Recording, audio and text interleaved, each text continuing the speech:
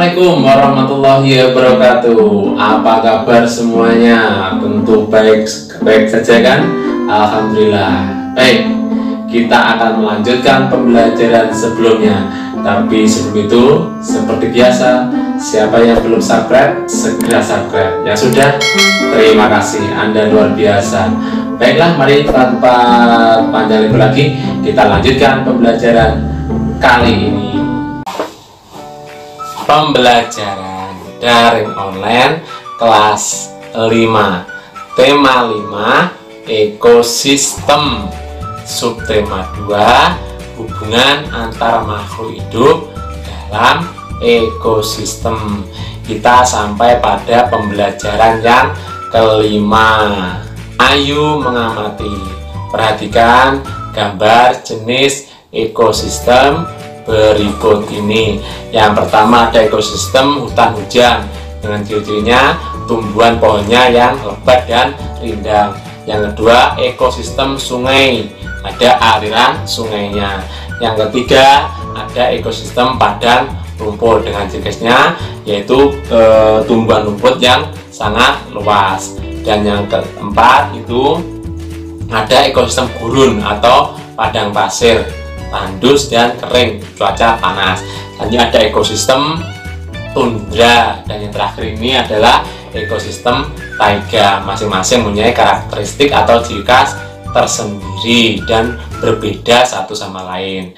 Ayo membaca hubungan makhluk hidup dalam sebuah ekosistem.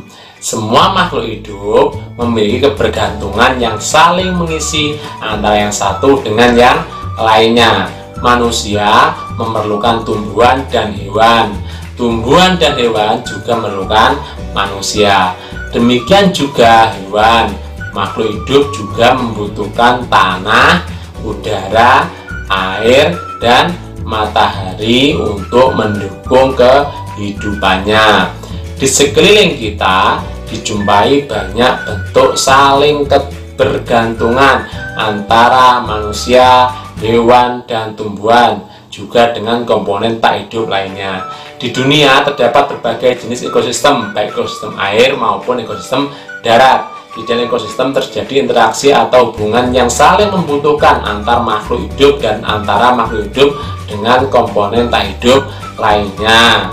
Perhatikan gambar rantai makanan di bawah ini.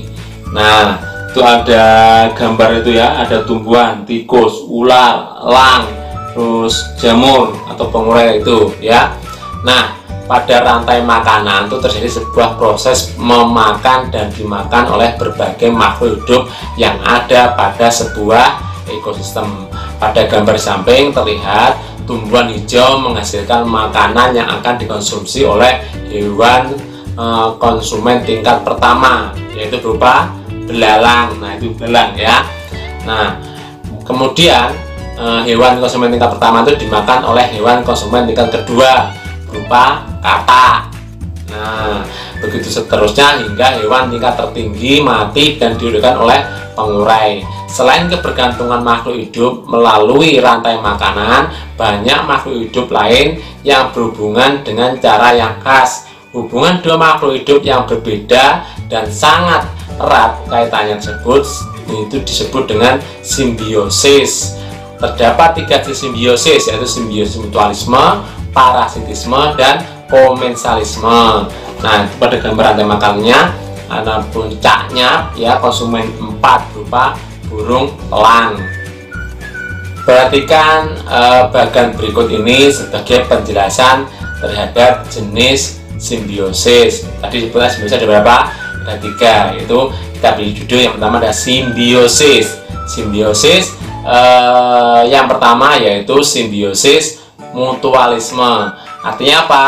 Yaitu hubungan antara dua makhluk hidup yang saling menguntungkan. Contohnya hubungan antara burung jalak dan kerbau ya. Kerbau itu mendapatkan keuntungan berupa apa?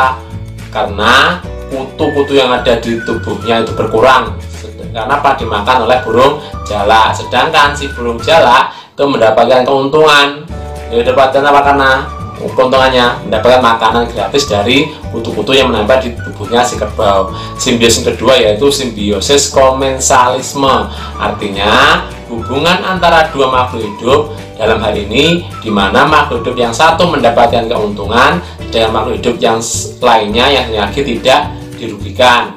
Contohnya hubungan antara tumbuhan anggrek dengan tempat yang ditumpanginya. Tumbuhan anggrek itu mendapat keuntungan karena dapat menumpang hidup pada pohon, ya. Dan selama menumpang tersebut, anggrek tidak merugikan pohon. Karena apa? Anggrek tidak menyerap nutrisi dari pohon tersebut, tapi anggrek mencari makanan sendiri, ya, melalui air yang terserap dari embun dan sebagainya. Dan yang simbiosis ketiga adalah simbiosis parasitisme. Artinya apa? Hubungan antara dua makhluk hidup, dalam hal ini makhluk hidup yang satu itu mendapatkan keuntungan, sedangkan makhluk hidup yang lainnya mendapatkan kerugian. Contohnya hubungan antara pohon mangga dan benalu, ya. Benalu dapat hidup subur karena menghisap zat-zat makanan dari pohon mangga yang ditumpanginya, sehingga pohon mangga lama-lama akan menjadi kurus dan lambat laun pohon mangga tersebut akan mati. Pamflet. Perhatikan pada gambar tersebut adalah gambar contoh pamflet atau disebut dengan selebaran. Itu ada contoh pengolahan sampah yang benar dan yang salah, ya. Yang benar ada disisikan ada sampah yang organik dan anorganik, yang salah membuangnya itu sembarangan kayak tempat sampah di gua ini sandingin. Nah, itu adalah contoh pamflet, yaitu gambaran atau selebaran yang menceritakan sesuatu. Pamflet adalah tulisan yang dapat disertai dengan gambar atau tidak yang dicantumkan pada selembar kertas di satu permukaan atau pada kedua permukaan. Iso nek ngarep tok, iso wolak-walik, brosur contohnya, ya, itu termasuk pamflet.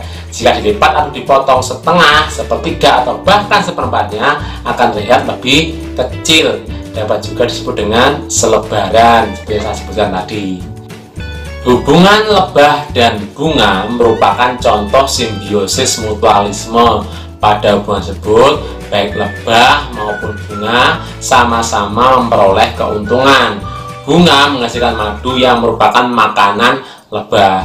Lebah membantu proses penyerbukan pada tumbuhan. Pada saat lebah penyerbukan pada tumbuhan, pada saat lebah menghisap madu, kaki-kakinya menyentuh serbuk sari. Kemudian serbuk sari yang menempel pada kaki lebah akan terbawa oleh lebah yang masih berkelana dari satu bunga ke bunga yang lain. Saat kaki lebah yang ditempati oleh serbuk sari tersebut menempel pada putik bunga lain, terjadilah suatu penyerbukan yang kelak akan terjadi proses pembuahan menghasilkan buah, ya. Ayo membaca alam dalam tarian. Apa maksudnya alam dalam tarian? Yaitu sebuah tarian yang dipadukan dengan kreativitas dari alam. Alam tidak dapat dipisahkan dari kehidupan masyarakat suku Mentawai yang tinggal di Pulau Nias, Sumatera Utara. Selain menjadi sumber kehidupan, alam memberikan inspirasi seni. Alam sebagai inspirasi seni dapat dilihat dari tarian tradisional mereka yang diberi nama Tuluk Langgan, ya, Tuluk Langgai. Dalam tarian ini, penari menirukan aneka gerak hewan seperti unggas, kelinci, dan monyet. Tarian ini biasa ditarikan sebagai penutupan prosesi pengobatan yang dilakukan oleh ahli pengobatan tradisional suku Mentawai. Tujuan tarian ini adalah memberikan penghiburan kepada si sakit agar segera sembuh. Seperti pada contohnya tersebut, mereka menari dengan tangannya atau anggota tubuhnya dihiasi selebaran dari tumbuhan, yaitu adalah daun pandan atau sejenisnya yang menempel pada tubuh mereka. Tarian ini ditarikan oleh beberapa sikere, seorang ahli pengobatan yang memimpin upacara ini. Sikere mengenakan hiasan kepala berupa manik-manik dan bulu unggas dan memegang dedaunan. Beberapa dedaunan diselipkan di bagian belakang tubuhnya, di belakang pinggang itu, ya. Yang menyerupai ekor dengan diiringi tundukan gendang tradisional. Sikere lalu berjingkat-jingkat sambil membungkukkan badan. Kepalanya mengenadah ke atas sambil mengepakkan daun di tangan, kakinya menghentak papan lantai, misalnya suara ritmis yang teratur. Keduanya berputar-putar berkeliling, terkadang saling mengejar atau berjajar berhadapan. Langkingan keluar dari mulut si kere dalam tamaram lampu petromat. Bayangan para si kere yang menarik jatuh di dinding tampak hidup seperti dua ekor burung menari di alam bebas. Bayangan yang menembak peserta lampu petromak ya, ayang-ayangi bayangan itu seperti bentuk burung yang sedang menari. Usai menarikan gerakan unggah, si kere kemudian memulai gerakan yang lain. Ia melompat tinggi dan lihat lincah bagaikan seekor kelinci. Tangkai daun yang awalnya dijadikan sebagai sayap dinaikkan sejajar dengan telinga. Gerakannya pun terlihat menarik, bagaikan seekor kelinci yang berlari menghindari kejaran pemangsa. Refleksi apa yang aku pahami kali ini kita belajar sedikit tentang hubungan makhluk dalam sebuah ekosistem. Nah, dan itu kita juga belajar tentang cara membuat pamflet tadi ya, sedikit pengertian tentang pamflet. Dan yang terakhir kita belajar tentang alam dan tarian, tidak tarian dari Mentawai atau Nias tadi ya, menggunakan alam untuk taruh pengobatan.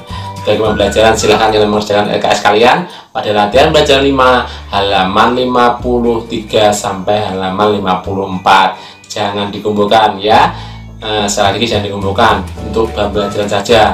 Jadi nggak usah repot-repot difoto dikirim, nggak usah. Sekian dulu ya, jangan lupa kritik, saran dan masukannya agar bisa lebih baik lagi untuk pembelajaran selanjutnya. Sekian dulu pembelajaran kali ini, semoga bermanfaat. Tetap semangat belajar, jangan lupa berolahraga. Dan saya berdoa dan selalu patuhi nasihat kedua orang tua. Demikian materi yang sudah saya sampaikan, semoga dapat membawa manfaat bagi kita semua. Kurang lebihnya mohon maaf. Terima kasih banyak atas perhatiannya. Wassalamualaikum warahmatullahi wabarakatuh.